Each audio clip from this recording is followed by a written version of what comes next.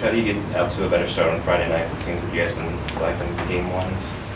I think when you drill it all down, Fridays haven't been as far as successful as we would like them to be. I think the one underlying theme is, I think, getting a goal early. I think if you score a goal earlier in the game, then you don't chase the game. You get a little bit of momentum right away. And I think on Fridays, we've delayed ourselves in getting that goal. On Saturdays, it seems like we've got an earlier goal, and then we've got a little bit of momentum going. So I think if you got to drill it all down, scoring an early goal. I thought Friday night against Minnesota here, I thought it was one of our best games. We didn't win the game, but we played one of our best games. But I think if you score early, then the game maybe changes a little bit.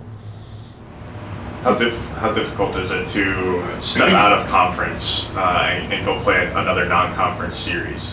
I don't think it's too difficult. I think especially when you think about, the team we're playing against this weekend in Wisconsin, which is an old WCHA rival. It goes back to the kind of the Gopher weekend too.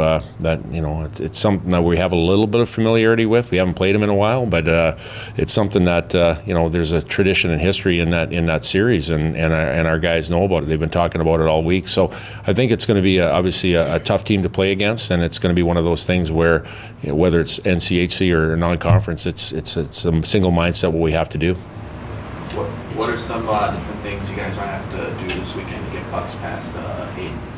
Well, I think, obviously make it difficult on them getting to the paint. Obviously, Brad, brought up a stat about our defensemen getting pucks to the net. We got to continue to do that from the point, getting pucks down by the goal line and making it difficult for them to defend.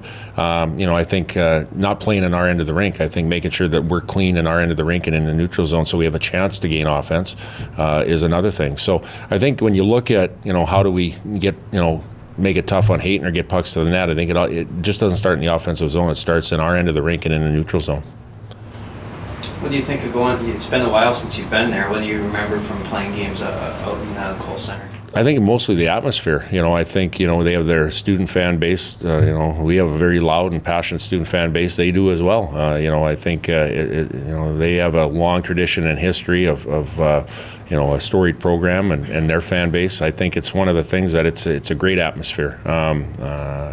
That's probably the main thing. They're a team that's done well under their new coach, and again, a team that plays extremely hard with and without the puck. So again, it should make for a great weekend, and you have two hard-nosed teams going at it.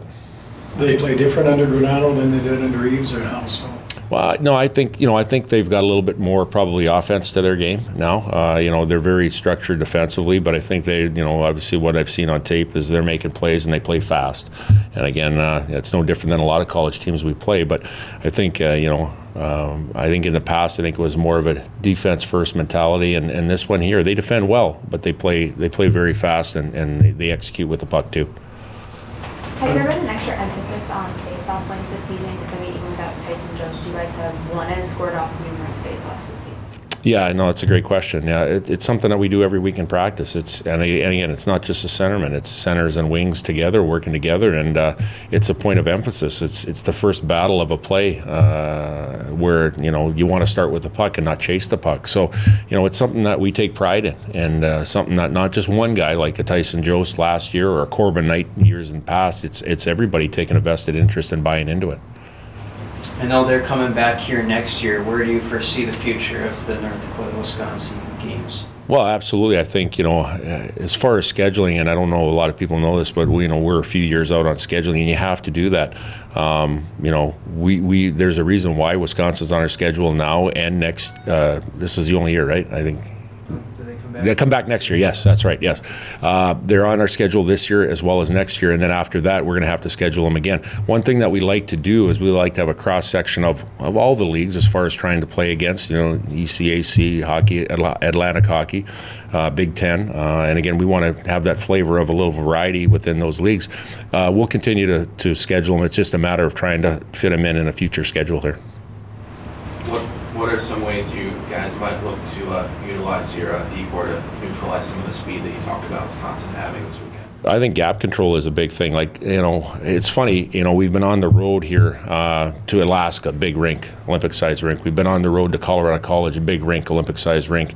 And now we're going to Wisconsin, which is 98 feet, which is almost 100 feet, which is an Olympic-sized rink.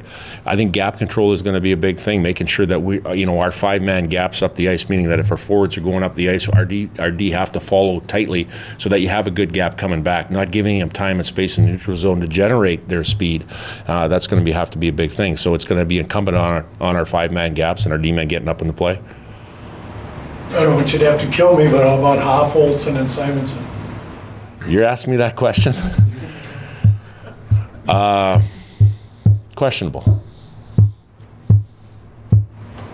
To go back to the scheduling thing, do you feel like when you do have a good cross section and you're playing different teams from different leagues, does that help you towards the end of the year when you're getting into maybe a playoff push or even into the postseason? Yeah, absolutely it does. I think when you look at different leagues, I think if you can agree that the NCHC is a very tough league, and I think a lot of teams play this very similar.